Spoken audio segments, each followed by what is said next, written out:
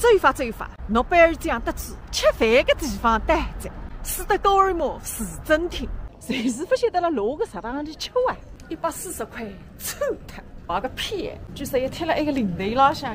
一点侪是凳子当一台进去的人，远远千里来相会。进去者，英语单元外。Now continue to the political part of the building. 唯一听懂一句，谁是800万块砖头，啥子还如上班。市政厅的走廊，地浪向那哈叽里嘎啦个叫。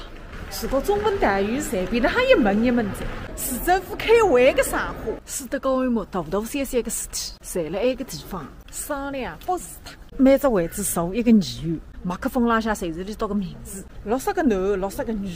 后来发现头片身份地，再告知一个4年新一党。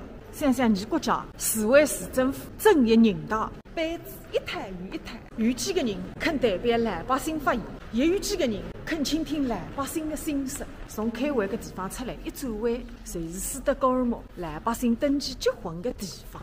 墙头浪向贴的是金子做的马赛克，海滩手浪会套还有个仙人，金碧辉煌，再生贵子。一样的一个金子啦，还是默默，还有啥到底帅气？这还缺一块出去，但来里想着问号。诺贝尔奖得主吃饭的地方总算待在，谁是不晓得海报菊花做手啊？现在搿点鱼台面不晓得扛了罗大碗。2019年，一个大妹从斯德哥尔摩经济学院毕业，随时辣一个后期浪向当博士卖的。那么诺贝尔奖金的铜钿是罗得来的呢？让我先去擦脱上水。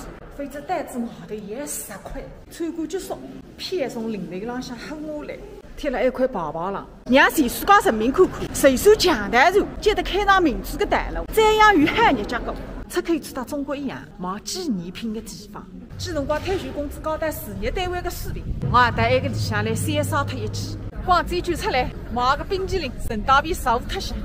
瑞典人身体里向流动的本来就是强大的血液。公共厕所没10块洋钿非常进去，包浪向的凳子没30块以上非常少。不让你张子端口走起，已经算 VIP 待遇者。阿尔弗雷德·诺贝尔，瑞典发明家，350项专利，100多家公司，里一生最伟大的承认，就是发明透作药。不晓得啥个道理，这个出来竟然分结婚，还没私生子寻上门。遗产那还办？临时主义，立志一份遗嘱，成立一个基金会，3100万洋钿做本金，每年的11亿，到世界各国顶级的化学家、物理家、医学家、文学家、和平使者颁奖。根本还没数学这样的奖。